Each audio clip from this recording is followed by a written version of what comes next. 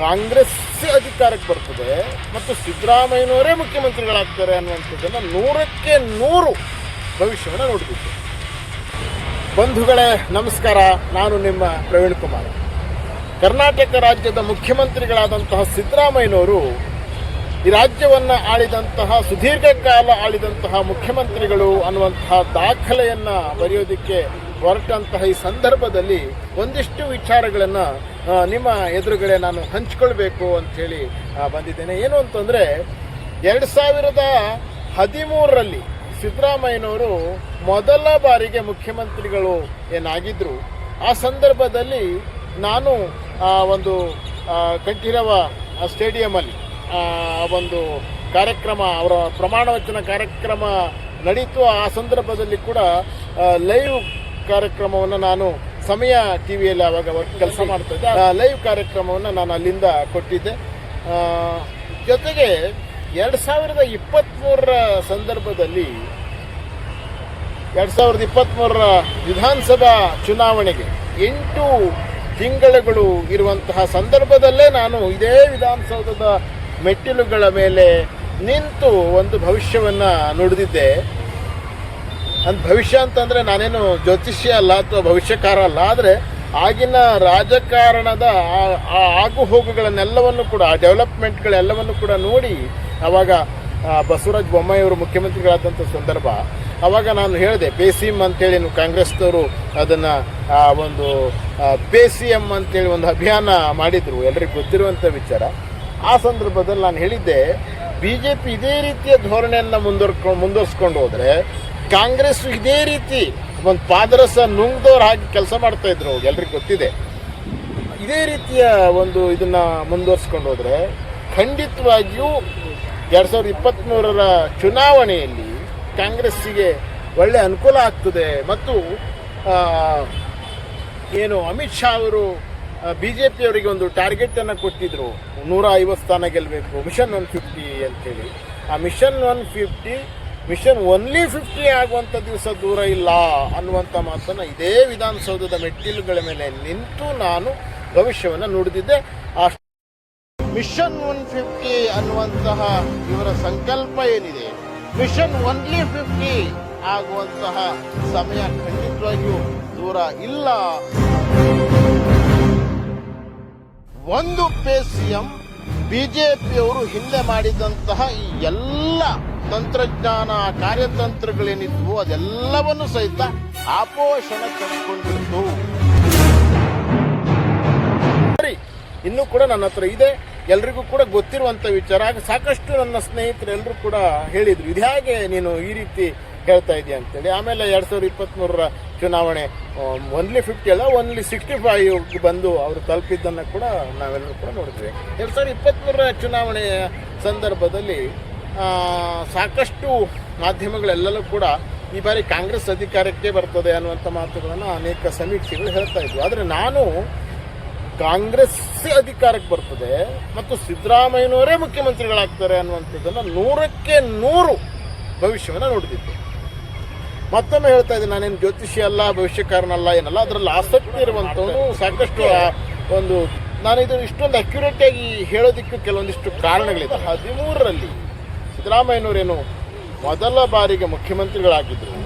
ಆ ಸಂದರ್ಭದಲ್ಲಿ ಕರ್ನಾಟಕ ರಾಜ್ಯದಲ್ಲಿ ಈ ರಾಜಕೀಯ ಭವಿಷ್ಯವನ್ನು ನಂಬುವಂಥ ಒಂದು ಕಾರಣಿಕ ಏನಿದೆ, ಮೈಲಾರ ಲಿಂಗೇಶ್ವರನ ಕಾರಣಿಕ ಏನಿದೆ, ಆ ಕಾರಣಿಕದಲ್ಲಿ ಭಾಳ ಸ್ಪಷ್ಟವಾಗಿ ಹೇಳಿದ್ರು ಅವರು, ಕಂಬಳಿ ಅಳಿಸಿತಲೇ ಕಂಬಳಿ ಬೀಸಿತಲೇ ಪರ ಅನ್ನುವಂಥ ಒಂದು ನುಡಿಯನ್ನು ನುಡಿದಿದ್ರು. ಆಗ ನಡೆದಂಥ ಚುನಾವಣೆಯಲ್ಲಿ ಮತ್ತು ಕಾಂಗ್ರೆಸ್ ಅಧಿಕಾರಕ್ಕೆ ಬಂತು, ಮುಖ್ಯಮಂತ್ರಿಗಳು ಸಿದ್ದರಾಮಯ್ಯನವರೇ ಮುಖ್ಯಮಂತ್ರಿಗಳಾದರು. 2023ರ ಚುನಾವಣೆ ಸಂದರ್ಭದಲ್ಲೂ ಕೂಡ ಡಿಟ್ಟೋಡಿಟ್ ಅದೇ ಒಂದು ಭವಿಷ್ಯವಾಣಿಯನ್ನು ಕಾರಣಿಕದಲ್ಲಿ ನುಡಿದಿದ್ರು. ಆ ಸಂದರ್ಭದಲ್ಲೇ ಆಗಲೇ ಸಿದ್ದರಾಮೋತ್ಸವ ಮಾಡಿ ಸಿದ್ದರಾಮಯ್ಯನವರು ಎಲ್ಲ ಶಕ್ತಿಯನ್ನು ಒಗ್ಗೂಡಿಸಿಕೊಂಡು ಒಂದು ದೊಡ್ಡ ನಾಯಕರು ಅನ್ನುವಂಥ ರೀತಿಯಲ್ಲಿ ಪ್ರೊಜೆಕ್ಟ್ ಆಗಿಬಿಟ್ಟಿದ್ರು. ಇಡೀ ದೇಶದಲ್ಲೇ ದೊಡ್ಡ ಹೆಸರು ಆಗಿದ್ದಂಥದ್ದು. ಇಡೀ ದೇಶದಲ್ಲಿರ್ತಕ್ಕಂಥ ಬೇರೆ ಬೇರೆ ರಾಜ್ಯಗಳಿಂದ ಎಲ್ಲರೂ ಸಹಿತ ಸಿದ್ದರಾಮಯ್ಯನವರು ಮುಖ್ಯಮಂತ್ರಿಗಳಾಗಬೇಕು ಅಂತ ಬಯಸ್ತಾ ಇದ್ದಂಥ ಸಂದರ್ಭ ಅದು. ಆ ಸಂದರ್ಭದಲ್ಲಿ ಕಾರಣಿಕ ಈ ರೀತಿ ಬಂತು. ಮತ್ತು ರಾಜಕೀಯ ಭವಿಷ್ಯವನ್ನು ನುಡಿಯೋದ್ರಲ್ಲಿ ಕೋಡಿಮಠದ ಸ್ವಾಮಿಗಳು ನಮಗೆಲ್ಲರಿಗೂ ಗೊತ್ತಿದೆ. ಅವರು ಎಷ್ಟು ಆ್ಯಕ್ಯುರೇಟಾಗಿ ಹೇಳ್ತಾರೆ ಅಂತೇಳಿ ಅವರು ಭಾಳ ಸ್ಪಷ್ಟವಾಗಿ ಹೇಳ್ತಾ ಇದ್ರು, ಈ ಬಾರಿ ಕಾಂಗ್ರೆಸ್ಸೇ ಅಧಿಕಾರಕ್ಕೆ ಬರ್ತದೆ, ಕಾಂಗ್ರೆಸ್ಸೇ ಬಹುಮತಕ್ಕೆ ಬರ್ತದೆ, ಕಾಂಗ್ರೆಸ್ ಸರ್ಕಾರನೇ ಆಡಳಿತ ನಡೆಸ್ತದೆ ಅನ್ನುವಂಥ ಮಾತನ್ನು ಹೇಳ್ತಾ ಇದ್ರು. ಆದರೆ ಅವ್ರಿಗೆ ಎಲ್ಲೂ ಕೂಡ ಯಾರು ಸಿ ಎಮ್ ಆಗ್ತಾರೆ, ಯಾರು ಮುಖ್ಯಮಂತ್ರಿಗಳಾಗ್ತಾರೆ ಅನ್ನುವಂಥ ಮಾತನ್ನು ಅವರು ಹೇಳಿರಲಿಲ್ಲ. ನಾನು ಏನು ಮಾಡಿದೆ ಕೇಳಿದ್ರೆ ಇನ್ನೊಂದು ಪಾಯಿಂಟ್ ಇದೆ. 2013ರಲ್ಲಿ ಸಿದ್ದರಾಮಯ್ಯನವರು ಮುಖ್ಯಮಂತ್ರಿಗಳು ಮೊದಲೇ ಬಾರಿಗಾದರು. 2013 ಮೇ 13ನೇ ತಾರೀಕಿಗೆ ಸಿದ್ದರಾಮಯ್ಯನವರು ಪ್ರಮಾಣ ವಚನವನ್ನು ಸ್ವೀಕಾರ ಮಾಡಿದರು. ನನಗೆ ಯಾವಾಗ ಒಂದು ಅನಿಸ್ತು, ಈ 3 ಅನ್ನುವಂಥದ್ದು ಸಿದ್ದರಾಮಯ್ಯನವರ ಒಂದು ಮೇಲೆ ಅವರಿಗೆ ಒಂದು ರೀತಿ ಲಕ್ಕಿ ನಂಬರು, ಅದೃಷ್ಟದ ನಂಬರ್ ಇರ್ಬೋದೇನೋ ಅಂತ. ಯಾಕಂದರೆ ಸಿದ್ದರಾಮಯ್ಯನವರ ಅದೃಷ್ಟವನ್ನು ಸಿದ್ದರಾಮಯ್ಯನವರು ಮೊದಲದಾಗಿ ಅವರು ಯಾವುದೇ ಅದೃಷ್ಟ ಮತ್ತೊಂದು ಏನೂ ನಂಬೋದು ಇಲ್ಲ, ಅದು ಎಲ್ರಿಗೂ ಗೊತ್ತಿರುವಂಥ ವಿಚಾರ. ಆದರೆ ಈ ಒಂದು ಕಾಂಬಿನೇಷನ್ನು ನನಗೆ ಯಾಕೋ ಒಂದು ರೀತಿ, ಯಾಕಂದರೆ ಜ್ಯೋತಿಷದ ನನಗೆ ಆಸಕ್ತಿ ತುಂಬ ಇರೋದ್ರಿಂದ ಈ 3 ಅನ್ನುವಂಥದ್ದು ಸಿದ್ದರಾಮಯ್ಯನವರಿಗೆ ಏನು ಅದೃಷ್ಟ ತರುತ್ತೇನೋ ಅಂತ. ಯಾಕಂದರೆ 2023 ಚುನಾವಣೆಯಲ್ಲಿ ಚುನಾವಣೆ ರಿಸಲ್ಟ್ ಏನಿದೆ ಅದು ಮೇ 13ನೇ ತಾರೀಕಿಗಿತ್ತು. ಹಾಗಾಗಿ ಆ ಕಾಂಬಿನೇಷನ್ ಕೂಡ ತಗೊಂಡೆ. ಒಂದು, ಕೋಡಿಮಠದ ಸ್ವಾಮಿಗಳು ಹೇಳಿದಂತಹ ಕಾಂಗ್ರೆಸ್ ಅಧಿಕಾರಕ್ಕೆ ಬರ್ತದೆ ಅನ್ನುವಂಥದ್ದು ಒಂದು ಅಂಶ. ಎರಡನೇದು, ಅಂಬಲಿ ಹಳಸಿತಲೆ ಕಂಬಳಿ ಬೀಸಿತಲೆ ಪರ ಅನ್ನುವಂತಹ ಒಂದು ಭವಿಷ್ಯವನ್ನು ನೋಡಿ. ಮತ್ತೊಂದು, ಈ 3 ಸಂಖ್ಯೆ ಏನಿತ್ತು ಅದು, ಇದೆಲ್ಲವನ್ನೂ ಸಮೀಕರಿಸಿ ಒಂದು ಲೆಕ್ಕಾಚಾರ ಮಾಡಿ ಸಿದ್ದರಾಮಯ್ಯನವರು ಮುಖ್ಯಮಂತ್ರಿಗಳಾಗ್ತಾರೆ ಅನ್ನುವಂಥದ್ದು 100ಕ್ಕೆ 100 ನನ್ನ ಹತ್ರ ಅದಕ್ಕೆ ಸಾಕ್ಷಿಗಳು ಕೂಡ ಇದ್ದಾವೆ. 100ಕ್ಕೆ 100 ನಾನು ಇದು ನಡೀತದೆ ಅನ್ನುವಂತಹ ಮಾತುಗಳನ್ನು ಹೇಳಿದ್ದೆ. ಆ ನಂತರದಲ್ಲಿ ಆ ಪ್ರಕಾರವಾಗಿ ಸಿದ್ದರಾಮಯ್ಯನವರು ಮುಖ್ಯಮಂತ್ರಿಗಳಾದರು. ಆ ಸಂದರ್ಭದಲ್ಲೂ ಕೂಡ ನಾನು ಅದೇ ಕಂಠೀರವ ಸ್ಟೇಡಿಯಮಲ್ಲಿ ಇನ್ನೊಂದು ಮಾಧ್ಯಮದಲ್ಲಿ ನಾನು ಕೆಲಸ ಮಾಡ್ತಾಯಿದ್ದೆ. ಅಲ್ಲಿ ಆ ಒಂದು ಸ್ಟೋರಿ ಕೂಡ ಮಾಡಿದೆ. ಆ ನಂತರದಲ್ಲಿ ಮೂಡ ಹಗರಣ, ಇದೇನು ಮೂಡ ಪ್ರಕರಣ ನಡೀತಲ್ಲ, ಆ ಸಂದರ್ಭದಲ್ಲೂ ನಾನು ಹೇಳಿದೆ, ಇದರಲ್ಲಿ ಏನೂ ಸಿದ್ದರಾಮಯ್ಯವ್ರಿಗೆ ತೊಂದರೆ ಆಗೋದಿಲ್ಲ, ಎಲ್ಲ ಏನು ರಾಜೀನಾಮೆ ಕೊಟ್ಬಿಡ್ತಾರೆ, ಹೆಂಗಾಗ್ತದೆ ಅಂತ ಹೇಳ್ತಾ ಇದ್ರು. ನಾನು ಹೇಳಿದೆ, ಯಾವುದೇ ಕಾರಣಕ್ಕೂ ತೊಂದರೆ ಆಗೋದಿಲ್ಲ.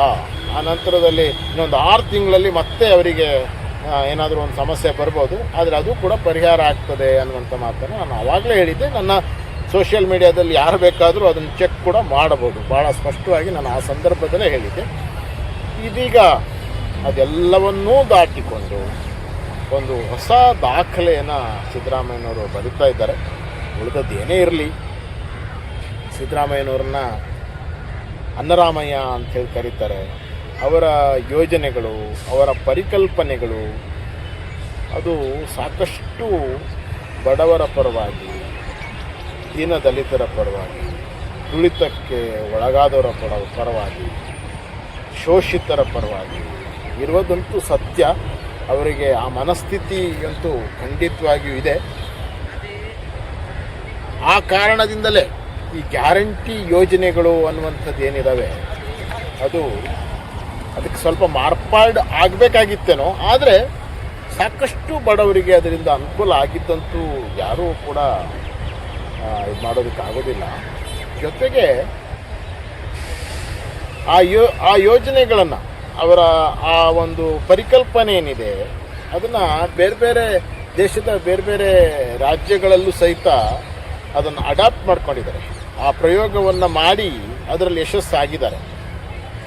ಯೋಜನೆಗಳನ್ನು ಅನುಷ್ಠಾನ ಮಾಡೋದ್ರಲ್ಲಿ ಯಶಸ್ವಿಯಾಗಿದ್ದಾರೆ ಅನ್ನೋ ಗೊತ್ತಿಲ್ಲ ನನಗೆ, ಆದರೆ ಆ ಯೋಜನೆಗಳ ಮೂಲಕ ಜನರನ್ನು ಸೆಳೆಯುವಂತಹ ಕಾರ್ಯಗಳಲ್ಲಿ ಅನೇಕರು ಯಶಸ್ಸಾಗಿದ್ದನ್ನು ನಾವು ಉದಾಹರಣೆಯನ್ನು ನೋಡಬಹುದು. ಅದೇನೇ ಇರಲಿ, ಈ ಸಂದರ್ಭದಲ್ಲಿ ಸಿದ್ದರಾಮಯ್ಯನವ್ರನ್ನ ನಾವೆಲ್ಲರೂ ಕೂಡ ಅಭಿನಂದಿಸಬೇಕು.